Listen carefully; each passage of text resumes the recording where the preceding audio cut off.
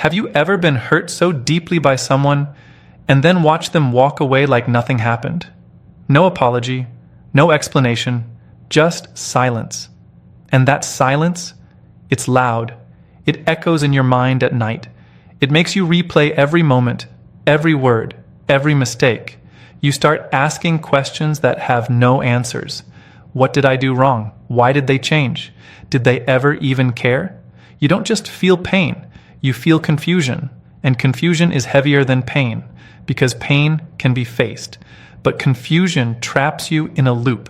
You keep checking your phone, hoping for a message, a sign, something that proves they feel at least a fraction of what you feel, but nothing comes.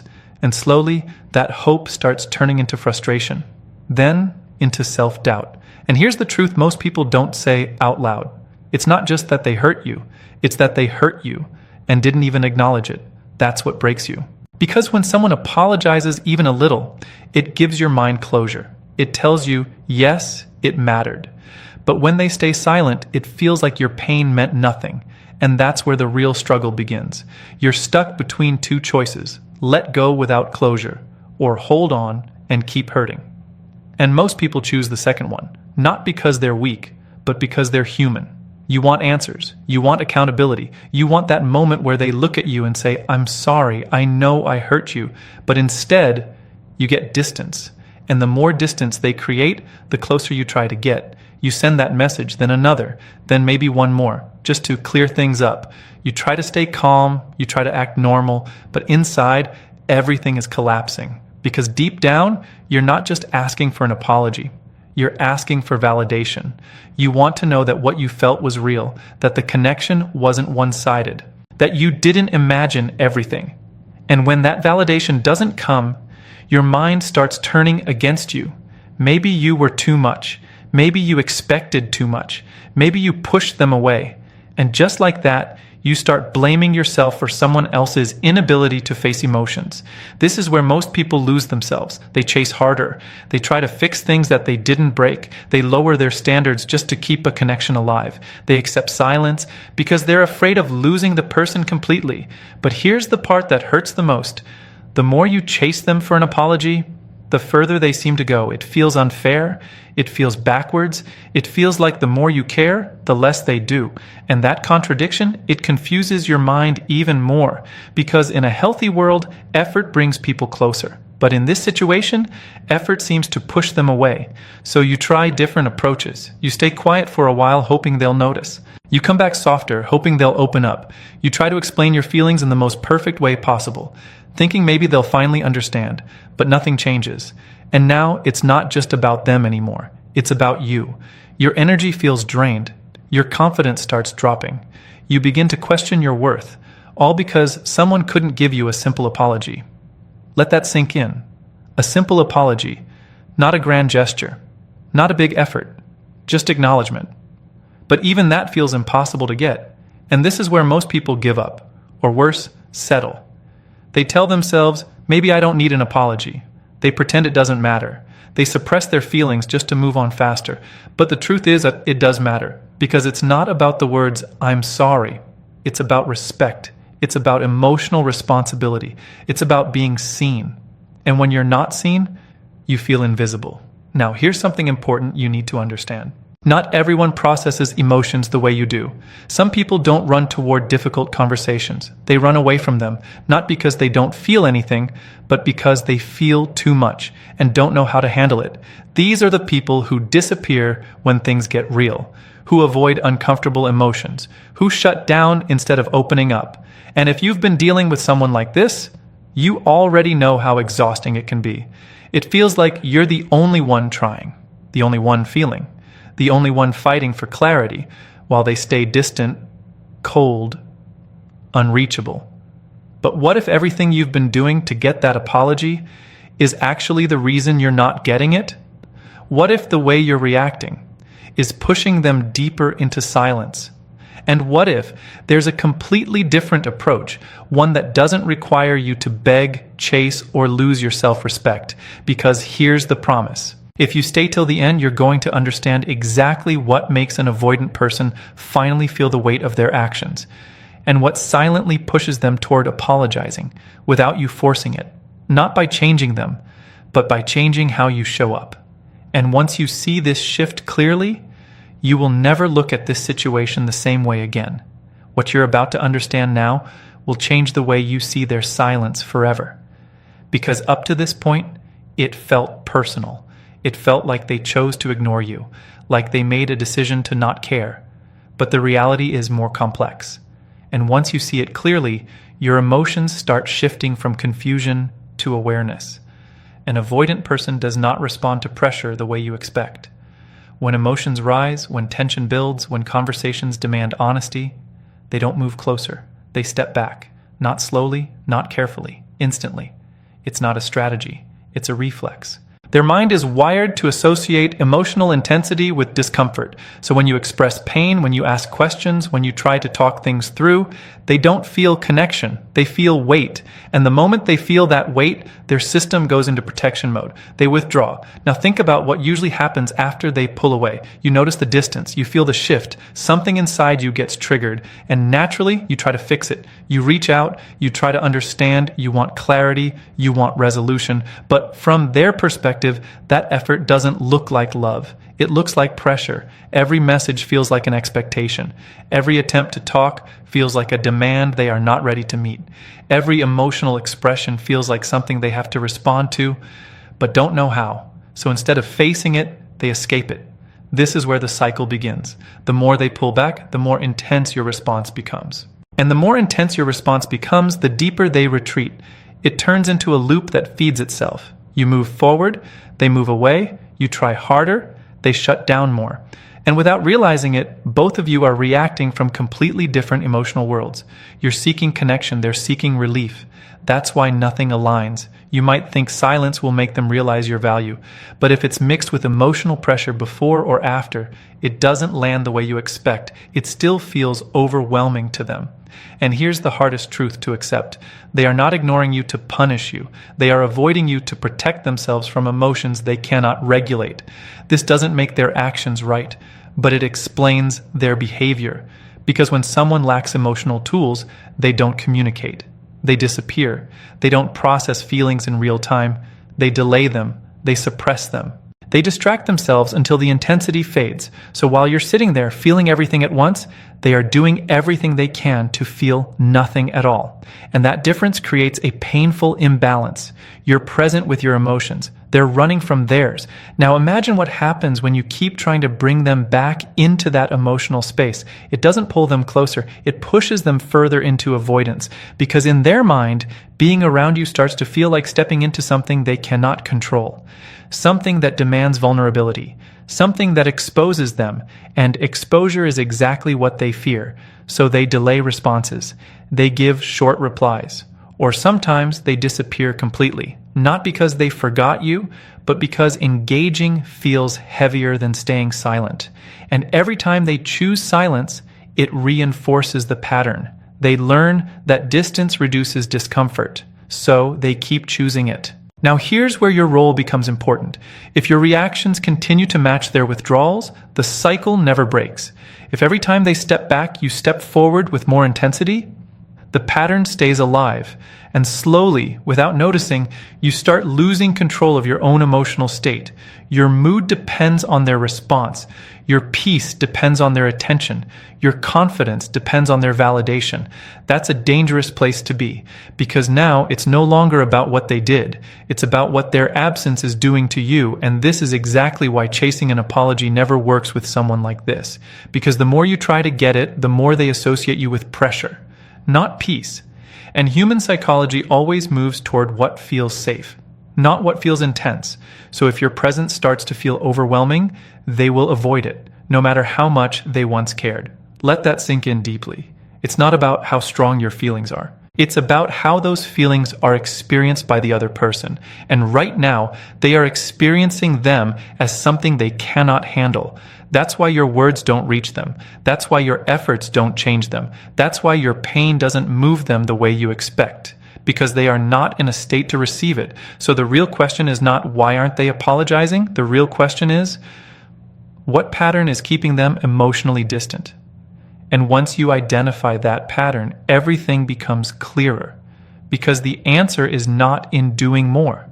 It's in doing something completely different, something that breaks the cycle instead of feeding it, something that doesn't trigger their defenses, but slowly lowers them.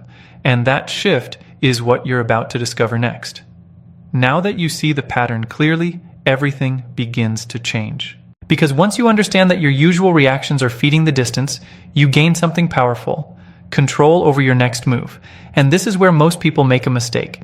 They think the solution is to say the perfect words, to send one final message that explains everything in the best way possible, to somehow unlock a response through logic, emotion, or timing.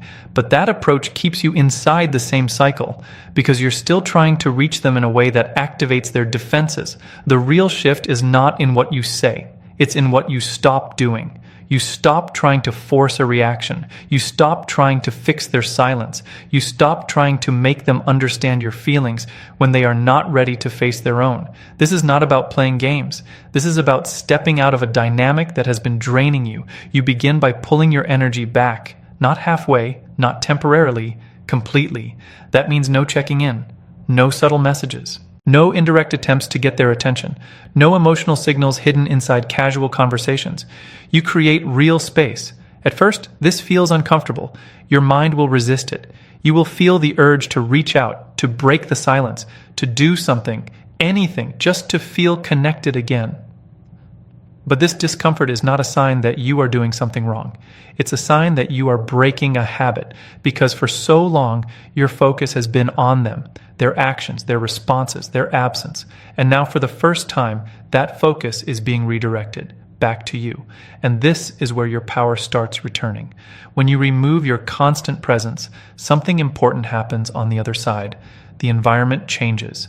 Before, they knew you would be there. They knew that no matter how distant they became, you would eventually reach out.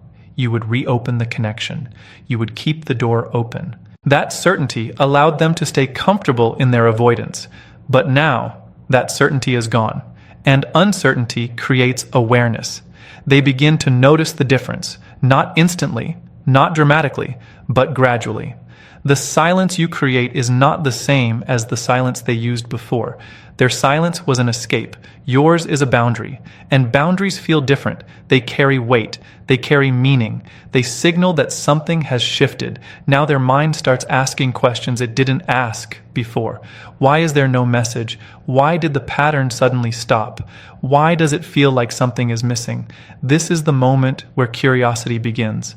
And curiosity is powerful because it pulls attention back to you without you doing anything. Instead of you thinking about them all the time, they start thinking about you, not because you chased them, but because you stepped away from the role they expected you to play. This breaks their emotional comfort zone. And when comfort is disturbed, reflection begins. They start replaying moments, conversations, the last interaction. They begin to see things they avoided earlier, not because you forced them to look, but because there is now space for those thoughts to surface. And inside that space, something else grows. Accountability. Slowly, they begin to feel the absence of your energy, the absence of your attention, the absence of your effort. And absence has a unique effect on the human mind. It amplifies value. What was once available becomes noticeable only when it is no longer there. Your presence, which they once took lightly, now carries a different weight. They begin to realize what they had and what they lost. This is where emotional pressure shifts. Before, the pressure was on you. You were the one waiting, hoping, questioning. Now that pressure starts moving toward them, not through words, not through confrontation, but through silence that speaks louder than anything else. And this is when guilt can begin to surface, not instantly, not in a dramatic way, but in quiet moments, in thoughts they cannot fully ignore. They start recognizing their actions, their distance, their lack of response, and for the first time, they are not being distracted from it, because you are no longer there to carry the emotional weight for both sides. You are no longer trying to keep everything together. You stepped back, and now they are left alone with what they avoided. That's when things start to shift internally, because an avoidant person only processes emotions when they are no longer overwhelmed by external pressure. and your absence removes that pressure. It gives them space to feel without reacting defensively, to think without shutting down, to reflect without escaping. And within that process, something important can happen. They begin to understand the impact of their actions. Not because you explained it again and again, but because they experience the consequence of losing access to you. And when that realization becomes strong enough, it can lead to something they couldn't offer before. An apology.